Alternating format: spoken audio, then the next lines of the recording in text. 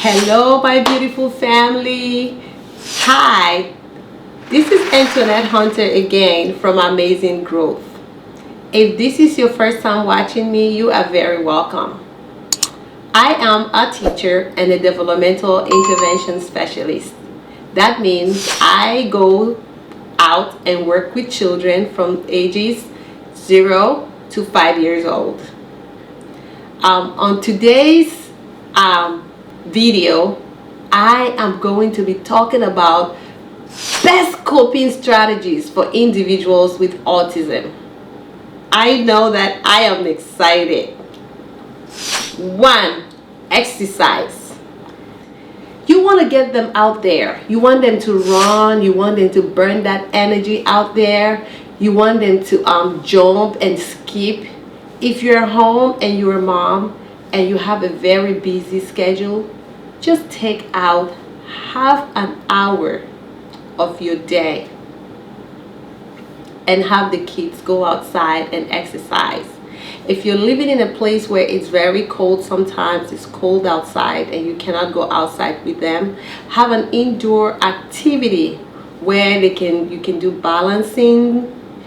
You can have containers at your house, right? Like buckets, and let them jump holding their hands from one bucket to the next or move.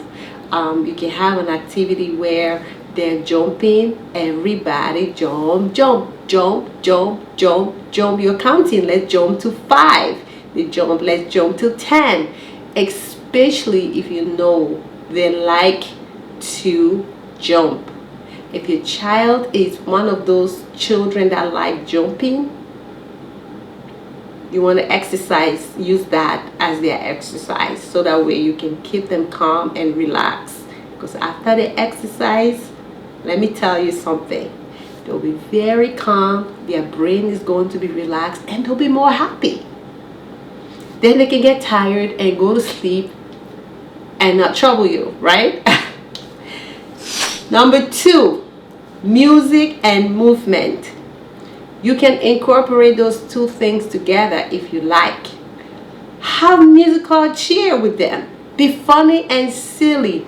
Miss the chair sometime and fall on the floor, so you guys can laugh together. Dance. The kids love the freeze dance. Jumping, jumping, da-na-na.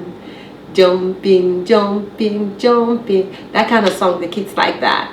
Okay? So there are many other activities out there that you can have for your children to exercise and have music together. Sing song with them. Kids learn through song. If your child is not talking, do more singing. Sing to them. And trust me, before you know it, they'll learn how to sing before they even learn to start saying words. Like mama. Number 3, going for a walk. Walks are great.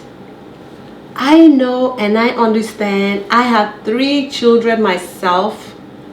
I have to also work and then come home to them. And it can be so difficult, very difficult for you to take your kids for a walk. But try and have a schedule where you do it for at least twice a week. If you can't do it every day. And if you don't want to go for a walk and you're like just going for a walk, guess what? When you go into the grocery store, you can go with them and let them walk. Take them places that you know will incorporate walking, that would allow them to walk. Okay? Walk to the post office sometimes. Just walk to the grocery store. You don't have to buy a lot that day. Just buy maybe a few items just to get the walking out. Park your car far away from the supermarket, so that way you can have that walking time to walk with them. But I encourage families to go out there and do walking with their kids. It's very, very good for them, and it's also good for you. And that's the time that you guys bond. You guys can talk about nature when you're walking with your child out there. Number 4, deep breathing. So when they're upset, you want them to take a deep breath. Breathe in, Teach them deep breathing so that way they can calm down, to teach them to calm down. It's important, okay? Or when they're very hyper. Relax. Deep breath. Breathe in. Very good. During that time, you're teaching them how to cope with stress. And make it very fun for them. Not too dramatic. And tell them how great and how wonderful they're doing. If you practice this before something happens, it makes it easier for them to understand the concept of breathing, deep breathing, easier for you, and they can handle situations better.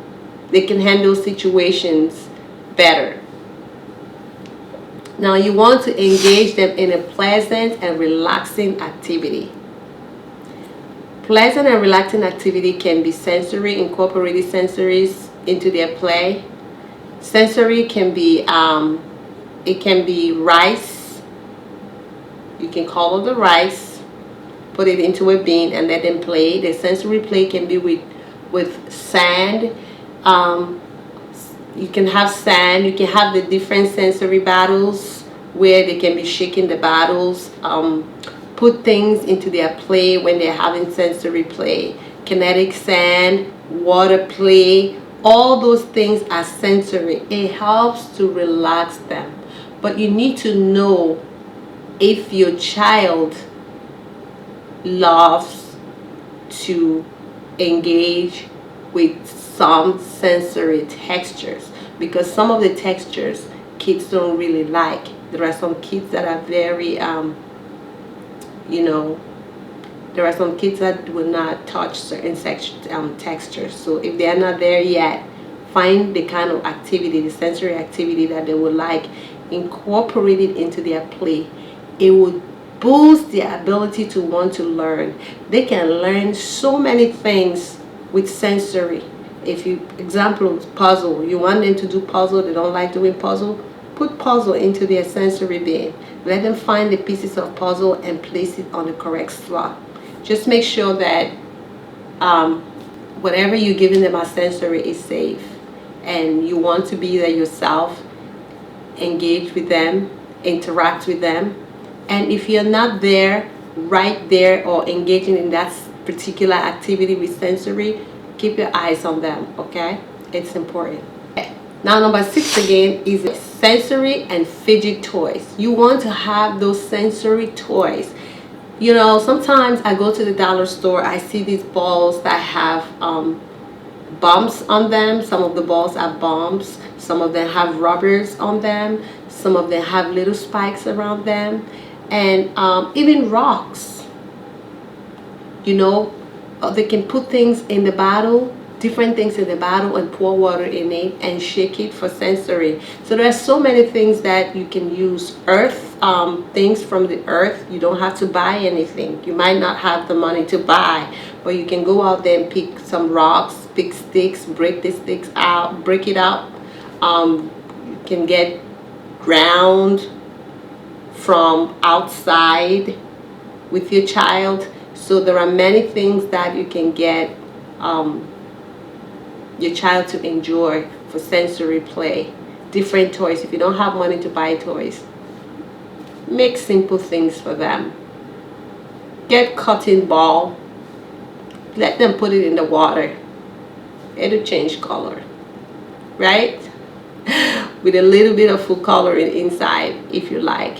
If you don't, go outside, get some dirt, put it in the bowl, in the container, get water, let them pour it in there, get some sticks and some rocks, put it inside. Those are all different toys that you can, things you can create for them. Number 7, prayer and meditation. Click. That should actually be number 1. That is very important. Well, can a 2-year-old pray or a 1-year-old pray and meditate? Very interesting, right? Well, A 2-year-old can pray. How? By watching and modeling you pray. Some 2 years old might not say the word, but when you do it with them all the time and model that technique of prayers with them, they know that they're praying. Oh man, they will enjoy that session and that moment you're having with them. If you're having trouble, difficulties getting your child to talk, I tell my parents out there in the field, you know, we're not supposed to talk about God in the field because you're not supposed to mix church and state, two separate things. But this is my platform. My foundation is based on the principles of God. So I don't apologize for that because it's who I am. And I encourage my parents who are open to it. I don't force you. I can only present it to you that if your child is not talking, do the Lord prayer with your child every day, morning and night. I am telling you, miracles will happen. It will shock you. Every day, morning and night, do the Lord's Prayer. If you don't know anything about the Lord's Prayer, right? Google the Lord's Prayer. If you don't know how to say the Lord's Prayer yourself, practice saying it. And you can practice it together with your child. Our Father, who art in heaven. That's the Lord's Prayer. The whole thing, I'm just giving you a little piece of it. Do that. And you will loosen the language. The difficulties is going to break forth. That words that your child is having difficulties pronouncing, calling you mama that you've been longing for so long, saying that give me with words. Let me tell you, you'll be shocked that your child will start saying the Lord Prayer with you. Make sure you say it aloud every day. Okay? Practice mindfulness. That's the last thing. Practice mindfulness. Hey, it's great to practice mindfulness. I mean, you want to be thoughtful, right? You want to acknowledge your child and the wonderful things that your child is doing. Pay attention to them. Okay? That's just the bottom line. Be mindful for being here. And I'm so grateful. Thank you guys so much for watching. And I hope that this video helps. Bye.